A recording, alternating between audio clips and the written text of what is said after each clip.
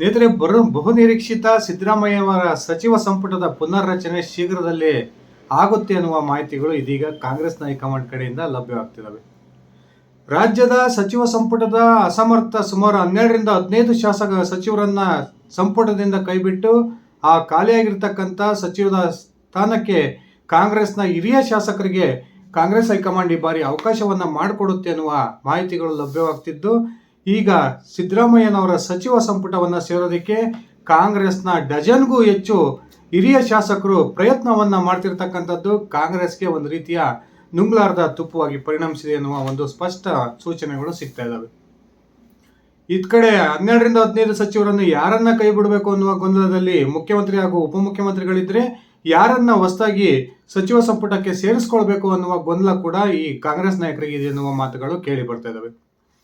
ಕಾಂಗ್ರೆಸ್ನಲ್ಲಿ 4-5 ಬಾರಿ ಗೆದ್ದಿರ್ತಕ್ಕಂಥ ಅನೇಕ ಹಿರಿಯ ಶಾಸಕರಿದ್ದು ಅವರೆಲ್ಲರೂ ಕೂಡ ಕಳೆದ ಒಂದು ವಿಧಾನಸಭಾ ಚುನಾವಣೆಯ ನಂತರ ರಾಜ್ಯದ ಕಾಂಗ್ರೆಸ್ ಸರ್ಕಾರ ರಚನೆಯಾಗಿದ್ದಂತಹ ಸಂದರ್ಭದಲ್ಲಿ ಮಂತ್ರಿ ಸ್ಥಾನದಿಂದ ಅವಕಾಶ ವಂಚಿತರಾಗಿದ್ದರು. ಅವರಿಗೆಲ್ಲ ಲೋಕಸಭಾ ಚುನಾವಣೆಯ ನಂತರ ನಿಮಗೆ ಸಚಿವ ಸಂಪುಟಕ್ಕೆ ಸೇರಿಸ್ಕೊಳ್ತೀವಿ ಅನ್ನುವ ಭರವಸೆಯನ್ನು ಕೊಟ್ಟು ಆಗಬಹುದಾದಂತಹ ಬಂಡಾಯವನ್ನು ಕಾಂಗ್ರೆಸ್ ನಾಯಕರು ತಡೆದಿದ್ರು. ಆದರೆ ಇದೀಗ ಲೋಕಸಭಾ ಚುನಾವಣೆ ಮುಕ್ತಾಯವಾಗಿದೆ, ಕೊನೆಗೆ ರಾಜ್ಯದ ಉಪಚುನಾವಣೆಯೂ ಕೂಡ ಮುಕ್ತಾಯಗೊಂಡಿದ್ದು, ಇದೀಗ ಸಚಿವ ಸಂಪುಟಕ್ಕೆ ಸೇರ್ತಕ್ಕಂಥ ಕಾಂಗ್ರೆಸ್ನ ಹಿರಿಯ ಶಾಸಕರ ಒತ್ತಡ ಮುಖ್ಯಮಂತ್ರಿಗಳ ಮೇಲೆ ಹಾಗೂ ಉಪಮುಖ್ಯಮಂತ್ರಿಗಳ ಮೇಲೆ ಜಾಸ್ತಿಯಾಗಿದೆ ಎನ್ನುವ ಮಾತುಗಳು ಕೂಡ ಕೇಳಿ ಬರ್ತವೆ. ಇದೇ ಸಂದರ್ಭದಲ್ಲಿ ಕಳೆದ ಲೋಕಸಭಾ ಚುನಾವಣೆಯಲ್ಲಿ ಕಾಂಗ್ರೆಸ್ನ ಸೋಲಿನ ಪರಾಮರ್ಶೆಯನ್ನು ಮಾಡೋದಕ್ಕೆ ರಾಜ್ಯಕ್ಕೆ ಬಂದಿದ್ದಂತಹ ಮಧುಸೂದನ್ ಮಿಸ್ತ್ರಿ ಅವರ ನೇತೃತ್ವದ ಸತ್ಯಶೋಧನಾ ಸಮಿತಿಯ ಮುಂದೆ ಕಾಂಗ್ರೆಸ್ನ ಸುಮಾರು 17ರಿಂದ 18 ಸಚಿವರ ವಿರುದ್ಧ ಕಾಂಗ್ರೆಸ್ನ ಹಿರಿಯ ಶಾಸಕರು ಹಾಗೂ ಹೊಸದಾಗಿ ಗೆದ್ದಿರ್ತಕ್ಕಂಥ ಶಾಸಕರು ಅನೇಕ ಆಪಾದನೆಗಳನ್ನು ಮಾಡಿದ್ರು.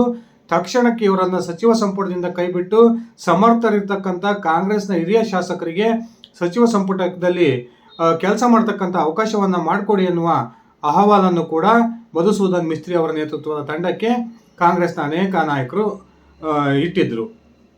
ಇದೀಗ ಕಾಂಗ್ರೆಸ್ನ ಹೈಕಮಾಂಡ್ ಕೂಡ ರಾಜ್ಯದ ಕಾಂಗ್ರೆಸ್ ಸರ್ಕಾರದ ಒಂದು ವರ್ಚಸ್ಸು ದಿನದಿಂದ ದಿನಕ್ಕೆ ಕುಸಿಯುತ್ತಿರ್ತಕ್ಕಂಥ ಈ ಸಂದರ್ಭದಲ್ಲಿ ರಾಜ್ಯದ ಕಾಂಗ್ರೆಸ್ ಸರ್ಕಾರದ ವರ್ಚಸ್ಸನ್ನು ಹೆಚ್ಚು ಮಾಡಬೇಕು, ರಾಜ್ಯದಲ್ಲಿರ್ತಕ್ಕಂಥ ಸಿದ್ದರಾಮಯ್ಯ ನೇತೃತ್ವದ ಕಾಂಗ್ರೆಸ್ ಸರ್ಕಾರ ಒಂದು ಸುಭದ್ರವಾಗಿರಬೇಕು ಅನ್ನೋ ಕಾರಣಕ್ಕೆ ಇದೀಗ ಕಾಂಗ್ರೆಸ್ನ ಸಚಿವ ಸಂಪುಟದಲ್ಲಿರ್ತಕ್ಕಂಥ 12ರಿಂದ 15 ಸಚಿವರನ್ನ ಕೈ ಬಿಡ್ತಕ್ಕಂಥ ಒಂದು ನಿರ್ಧಾರಕ್ಕೆ ಬಂದಿದೆ ಅಂತಕ್ಕಂಥ ಒಂದು ಸ್ಪಷ್ಟ ಸೂಚನೆಗಳು ಸಿಗ್ತಾ ಇದ್ದಾವೆ. ಬನ್ನಿ ಸ್ನೇಹಿತರೆ, ಹಾಗಾದರೆ ನಿಜಕ್ಕೂ ಕೂಡ ರಾಜ್ಯದ ಸಚಿವ ಸಂಪುಟಕ್ಕೆ ಸೇರೋದಕ್ಕೆ ತುದಿಗಾಲಲ್ಲಿ ನಿಂತಿರ್ತಕ್ಕಂಥ ಡಜನ್ಗೂ ಹೆಚ್ಚು ಶಾಸಕರು ಯಾರು, ನಿಜಕ್ಕೂ ಕೂಡ ಯಾವ ಕಾರಣಕ್ಕಾಗಿ ಈ ಶಾಸಕರು ತಮಗೆ ಸಚಿವ ಸ್ಥಾನದ ಅವಶ್ಯಕತೆಯ ಬಗ್ಗೆ ಕಾಂಗ್ರೆಸ್ನ ರಾಷ್ಟ್ರೀಯ ನಾಯಕರಿಗೆ ಮನವರಿಕೆಯನ್ನು ಮಾಡಿಕೊಟ್ಟಿದ್ದಾರೆ ಅನ್ನೋದನ್ನು ತಿಳ್ಕೊಂಡು ಬರೋಣ.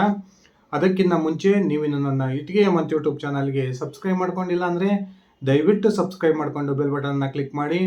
ನಾನು ಕೊಡ್ತಕ್ಕಂಥ ಮಾಹಿತಿ ನಿಮ್ಗೆ ಇಷ್ಟ ಆಗಿದ್ದರೆ ಈ ವಿಡಿಯೋಗೆ ಲೈಕ್ ಮಾಡಿ, ಶೇರ್ ಮಾಡಿ, ಕಮೆಂಟ್ ಮಾಡಿ. ಸ್ನೇಹಿತರೆ, ರಾಜ್ಯದ ಸಚಿವ ಸಂಪುಟವನ್ನು ಸೇರೋದಕ್ಕೆ ತುದಿಗಾಲಲ್ಲಿ ನಿಂತಿರ್ತಕ್ಕಂಥ ಕಾಂಗ್ರೆಸ್ನ ಹಿರಿಯ ಶಾಸಕರ ಪೈಕಿ ಮೊದಲನೇ ಸ್ಥಾನದಲ್ಲಿರ್ತಕ್ಕಂಥದ್ದು ಅಥಣಿಯ ಸಾಹುಕಾರ್ ಲಕ್ಷ್ಮಣ್ ಸವದಿ. ಕಳೆದ ವಿಧಾನಸಭಾ ಚುನಾವಣೆಯ ವೇಳೆಗೆ ಬಿಜೆಪಿಯನ್ನು ತೊರೆದು ಕಾಂಗ್ರೆಸ್ ಅನ್ನು ಸೇರ್ಪಡೆಯಾಗಿದ್ದಂತಹ ಸಂದರ್ಭದಲ್ಲಿಯೇ ಕಾಂಗ್ರೆಸ್ನ ರಾಜ್ಯ ಹಾಗೂ ರಾಷ್ಟ್ರೀಯ ನಾಯಕರು ಲಕ್ಷ್ಮಣ್ ಸವದಿ ಅವರಿಗೆ ನಿಮಗೆ ರಾಜ್ಯದಲ್ಲಿ ಕಾಂಗ್ರೆಸ್ ಸರ್ಕಾರ ಬಂದ ನಂತರ ಒಂದು ಸೂಕ್ತ ಸ್ಥಾನಮಾನವನ್ನು ಕೊಡ್ತೀವಿ, ಒಂದು ಮಹತ್ವದ ಮಂತ್ರಿ ಸ್ಥಾನವನ್ನು ನಿಮಗೆ ಕೊಡ್ತೀವಿ ಅನ್ನುವ ಭರವಸೆಯನ್ನು ಕೊಟ್ಟಿದ್ದರು.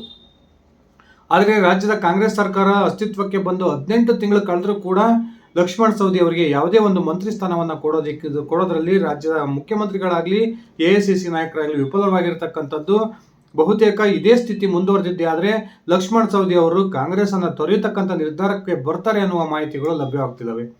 ಇದೇ ಕಾರಣಕ್ಕೆ ಶೀಘ್ರದಲ್ಲೇ ರಾಜ್ಯದ ಸಚಿವ ಸಂಪುಟ ಪುನರ್ರಚನೆ ಆಗ್ತಕ್ಕಂಥ ಸಂದರ್ಭದಲ್ಲಿ ಲಕ್ಷ್ಮಣ್ ಸವದಿ ಅವರನ್ನ ಮಂತ್ರಿಯನ್ನಾಗಿ ಮಾಡಲೇಬೇಕಾದಂಥ ಅನಿವಾರ್ಯತೆ ಕಾಂಗ್ರೆಸ್ ನಾಯಕರಿಗಿದೆ. ಬಹುತೇಕ ರಾಜ್ಯದ ಸಚಿವ ಸಂಪುಟಕ್ಕೆ ಲಕ್ಷ್ಮಣ್ ಸವದಿ ಅವರು ಮಂತ್ರಿಯಾಗಿ ನೇಮಕ ಆಗೋದ್ರಲ್ಲಿ ಯಾವುದೇ ಅನುಮಾನ ಇಲ್ಲ ಅನ್ನುವ ಮಾತುಗಳು ಕೇಳಿ ಬರ್ತವೆ. ಇನ್ನೊಂದು ಕಡೆ ಕಾಂಗ್ರೆಸ್ನ ಹಿರಿಯ ನಾಯಕರಾಗಿರ್ತಕ್ಕಂಥ BK ಹರಿಪ್ರಸಾದ್ ಕಳೆದ ಒಂದು ಸಮಯದಲ್ಲಿಯೇ ಸಿದ್ದರಾಮಯ್ಯ ಸಂಪುಟವನ್ನು ಸೇರ್ತೀನಿ ಅನ್ನುವ ಲೆಕ್ಕಾಚಾರದಲ್ಲಿದ್ದರು. ಆದರೆ ಈಡಿಗ ಸಮುದಾಯಕ್ಕೆ ಸೇರಿದಂತಹ ಮಾಜಿ ಮುಖ್ಯಮಂತ್ರಿ S ಬಂಗಾರಪ್ಪನವರ ಪುತ್ರ ಮಧು ಬಂಗಾರಪ್ಪನವರನ್ನ ಸಿದ್ದರಾಮಯ್ಯನವರು ತಮ್ಮ ಸಚಿವ ಸಂಪುಟಕ್ಕೆ ತೆಗೆದುಕೊಂಡಿದ್ರು. ಆ ಜಾತಿ ಲೆಕ್ಕಾಚಾರದ ಕಾರಣಕ್ಕೆ BK ಹರಿಪ್ರಸಾದ್ ಅವರನ್ನ ಸಚಿವ ಸಂಪುಟದಿಂದ ಹೊರಗಿಟ್ಟಿದ್ರು. ಅದಾದ ನಂತರ ಸಿದ್ದರಾಮಯ್ಯನವರ ವಿರುದ್ಧ ಕಾಂಗ್ರೆಸ್ ಸರ್ಕಾರದ ವಿರುದ್ಧ BK ಹರಿಪ್ರಸಾದ್ ಸತತವಾಗಿ ವಾಗ್ದಾಳಿಯನ್ನು ನಡೆಸ್ತಾನೆ ಬಂದಿದ್ರು. ಕೊನೆಗೆ ಹರಿಪ್ರಸಾದ್ ಅವರ ಒಂದು ಬಂಡಾಯ ಯಾವ ಅಂತ ಕೂತು ಅಂದರೆ, ಅವರು ಈಡಿಗ ಸಮುದಾಯದ ಒಂದು ಸಮಾವೇಶವನ್ನು ಮಾಡೋದ್ರ ಮೂಲಕ ನೇರವಾಗಿಯೇ ಮುಖ್ಯಮಂತ್ರಿಗಳ ವಿರುದ್ಧ ಹರಿಯುವುದನ್ನು ನಾವೆಲ್ಲ ನೋಡಿದ್ದೀವಿ. ಈ ಕಾರಣಕ್ಕೆ ಹೈಕಮಾಂಡ್ ಕೋಟಾದಡಿಯಲ್ಲಿ BK ಹರಿಪ್ರಸಾದ್ ಕೂಡ ಈ ಬಾರಿ ಸಚಿವ ಸಂಪುಟಕ್ಕೆ ಸೇರ್ಪಡೆ ಆಗ್ಬೋದು ಅನ್ನುವ ಮಾತುಗಳು ಕೂಡ ಕೇಳಿ ಬರ್ತದವೆ.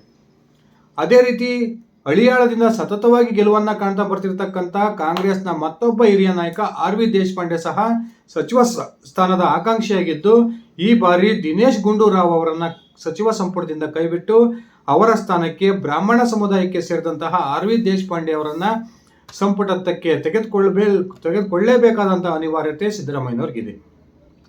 ಇನ್ನೊಂದು ಕಡೆ ಸಿದ್ದರಾಮಯ್ಯನವರ ರಾಜಕೀಯ ಸಲಹೆಗಾರರು ಹಾಗೂ ಆರ್ಥಿಕ ಸಲಹೆಗಾರರಾಗಿರ್ತಕ್ಕಂಥ ಬಸವರಾಜ ರಾಯರೆಡ್ಡಿ ಇವರು ಕೂಡ ಕಳೆದ ಒಂದು ಅವಧಿಯಲ್ಲಿಯೇ ಸಿದ್ದರಾಮಯ್ಯ ಸಂಪುಟವನ್ನು ಸೇರಬೇಕು ಅನ್ನೋ ಲೆಕ್ಕಾಚಾರದಲ್ಲಿದ್ದರು.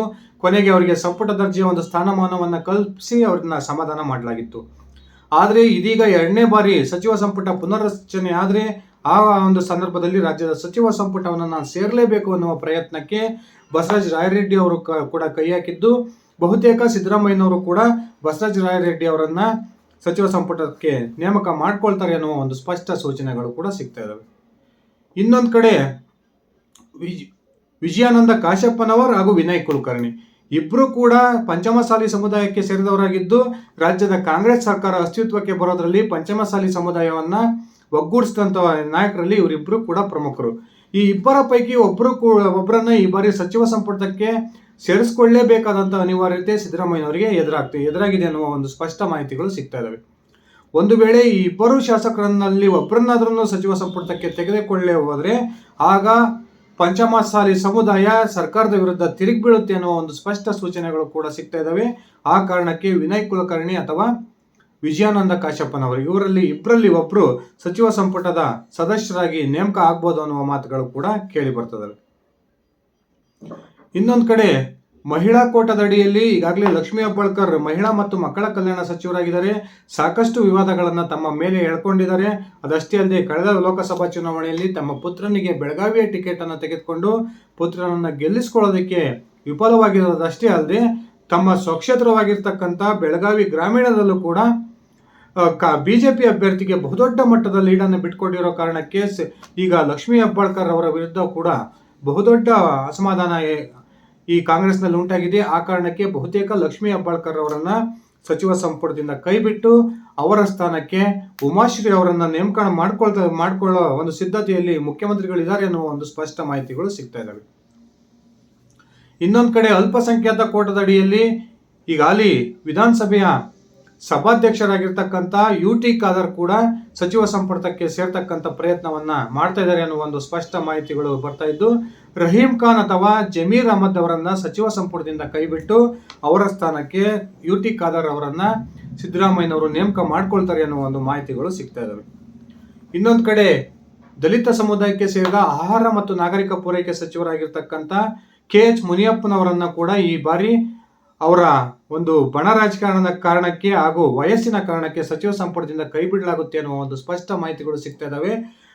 KH ಮುನಿಯಪ್ಪನವರ ಸ್ಥಾನಕ್ಕೆ ಅವರ ಪುತ್ರಿಯಾಗಿರ್ತಕ್ಕಂಥ ರೂಪಕಲಾ ಶಶಿಧರ್ ಅವರನ್ನ ನೇಮಕ ಮಾಡಬಹುದು ಅನ್ನುವ ಒಂದು ಸ್ಪಷ್ಟ ಸೂಚನೆಗಳು ಕೂಡ ಸಿಗ್ತಾ ಇದ್ದಾವೆ. ಇನ್ನೊಂದು ಕಡೆ ಉಪ್ಪಾರ ಸಮುದಾಯಕ್ಕೆ ಸೇರಿದಂತಹ ಪುಟ್ಟರಂಗ ಶೆಟ್ಟಿ ಅವರನ್ನು ಕೂಡ ಈ ಬಾರಿ K ವೆಂಕಟೇಶ್ ಅವರ ಬದಲಾಗಿ ಸಚಿವ ಸಂಪುಟಕ್ಕೆ ಸೇರ್ಪಡೆ ಮಾಡ್ಕೊಳ್ತಕ್ಕಂಥ ತಯಾರಿಯಲ್ಲಿ ಸಿದ್ದರಾಮಯ್ಯನವರು ಇದ್ದಾರೆ ಅನ್ನುವ ಮಾತುಗಳು ಕೇಳಿ ಬರ್ತದೆ.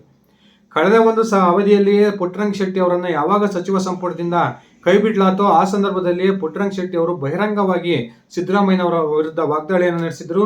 ಆ ಒಂದು ಸಂದರ್ಭದಲ್ಲಿ ಪುಟ್ಟರಂಗ ಶೆಟ್ಟಿ ಅವರಿಗೆ ಸಿದ್ದರಾಮಯ್ಯನವರು ಭರವಸೆಯನ್ನ ಕೊಟ್ಟಿದ್ರು.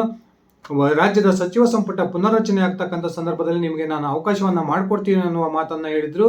ಆ ಕಾರಣಕ್ಕೆ ಸಚಿವ ಸ್ಥಾನಕ್ಕೆ ಪುಟ್ಟರಂಗ ಶೆಟ್ಟಿ ಅವರ ಹೆಸರು ಕೂಡ ಈಗ ಮುನ್ನೆಲೆಯಲ್ಲಿದೆ ಅನ್ನುವ ಮಾತುಗಳು ಕೇಳಿ ಬರ್ತದೆ. ಇನ್ನೊಂದು ಕಡೆ ಚಿತ್ರದುರ್ಗ ಜಿಲ್ಲಾ ಉಸ್ತುವಾರಿ ಸಚಿವರಾಗಿರ್ತಕ್ಕಂಥ D ಸುಧಾಕರ್ ಅವರನ್ನ ಸಚಿವ ಸಂಪುಟದಿಂದ ಕೈ ಬಿಡ್ತಕ್ಕಂಥ ಒಂದು ತೀರ್ಮಾನವನ್ನ ಮುಖ್ಯಮಂತ್ರಿಗಳು ಹಾಗೂ AICC ಮಾಡಿದೆ ಅನ್ನುವ ಮಾತುಗಳು ಕೇಳಿ ಬರ್ತಾ ಇದ್ದು, ಆ ಸುಧಾಕರ್ ಅವರ ಜಾಗಕ್ಕೆ ಚಳ್ಳಕೆಯ ಶಾಸಕರಾಗಿರ್ತಕ್ಕಂಥ ST ಸಮುದಾಯಕ್ಕೆ ಸೇರಿದ ರಘುಮೂರ್ತಿ ಅವರನ್ನ ನೇಮಕ ಮಾಡ್ಕೊಳ್ತಕ್ಕಂಥದ್ದು ಬಹುತೇಕ ಪಕ್ಕ ಎನ್ನುವ ಮಾತುಗಳು ಕೂಡ ಕೇಳಿ ಬರ್ತಾ ಇದ್ದಾವೆ.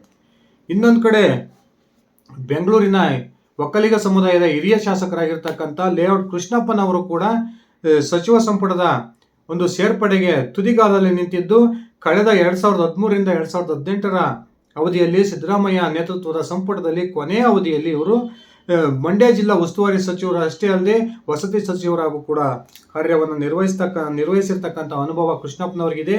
ಆ ಕಾರಣಕ್ಕೆ ಚಲುವರಾಯಸ್ವಾಮಿ ಅವರನ್ನ ಸಚಿವ ಸಂಪುಟದಿಂದ ಕೈಬಿಟ್ಟು ಚಲುವರಾಯಸ್ವಾಮಿ ಅವರ ಬದಲಾಗಿ ಲೇಔಟ್ ಕೃಷ್ಣಪ್ಪನವರಿಗೆ ಈ ಬಾರಿ ಅವಕಾಶವನ್ನ ಮಾಡಿಕೊಳ್ತಕ್ಕಂಥ ಸಾಧ್ಯತೆಗಳು ಹೆಚ್ಚಾಗಿದ್ದಾವೆ ಎನ್ನುವ ಮಾತುಗಳು ಕೂಡ ಕೇಳಿ ಬರ್ತದೆ. ಇನ್ನೊಂದು ಕಡೆ ಸಿದ್ದರಾಮಯ್ಯನವರ ಸ್ವಜಿಲ್ಲೆಯವರಾಗಿರ್ತಕ್ಕಂಥ ತನ್ವೀರ್ ಶೇಠ್ ಸಹ ಸಚಿವ ಸಂಪುಟದ ಸಚಿವ ಸ್ಥಾನದ ಆಕಾಂಕ್ಷಿಯಾಗಿದ್ದು, ತನ್ವೀರ್ ಶೇಠ್ ಅವರಿಗೆ ಒಂದು ವೇಳೆ ಸಚಿವ ಸ್ಥಾನವನ್ನು ಕೊಡದೇ ಹೋದರೆ ಅವರು ಸಿದ್ದರಾಮಯ್ಯನವರ ವಿರುದ್ಧ ಸಿಡಿದೇಳ್ತಾರೆ ಅನ್ನುವ ಒಂದು ಸ್ಪಷ್ಟ ಸೂಚನೆಗಳು ಕೂಡ ಸಿಗ್ತಾ ಇದ್ದಾವೆ.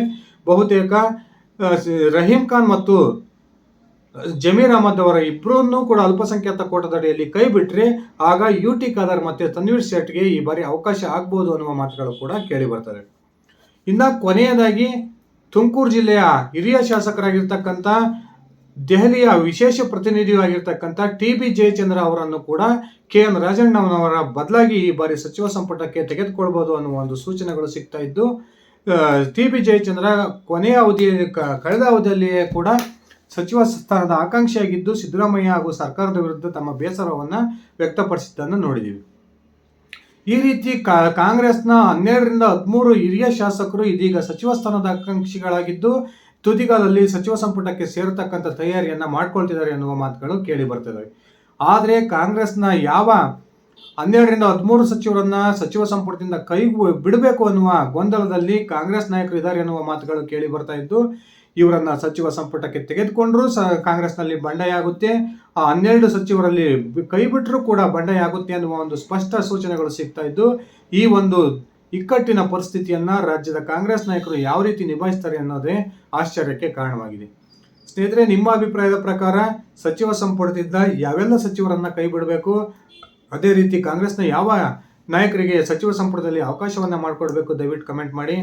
ಇದಿಷ್ಟಾಗಿತ್ತು ನನ್ನ ಇವತ್ತಿನ ಈ ವಿಡಿಯೋ. ನಾನು ಕೊಟ್ಟಿರ್ತಕ್ಕಂಥ ಮಾಹಿತಿ ನಿಮ್ಗೆ ಇಷ್ಟ ಆಗಿದ್ರೆ ಈ ವಿಡಿಯೋಗೆ ಲೈಕ್ ಮಾಡಿ, ಶೇರ್ ಮಾಡಿ, ಕಮೆಂಟ್ ಮಾಡಿ. ನೀವಿನ್ನು ನನ್ನ ಇಟ್ಗೆ ಹೇಮಂತ್ ಯೂಟ್ಯೂಬ್ ಚಾನಲ್ಗೆ ಸಬ್ಸ್ಕ್ರೈಬ್ ಮಾಡ್ಕೊಂಡಿಲ್ಲ ಅಂದರೆ ದಯವಿಟ್ಟು ಸಬ್ಸ್ಕ್ರೈಬ್ ಮಾಡಿಕೊಂಡು ಬೆಲ್ ಬಟನ್ನ ಕ್ಲಿಕ್ ಮಾಡಿ. ಧನ್ಯವಾದಗಳು ಸ್ನೇಹಿತರೆ, ಶುಭ ದಿನ.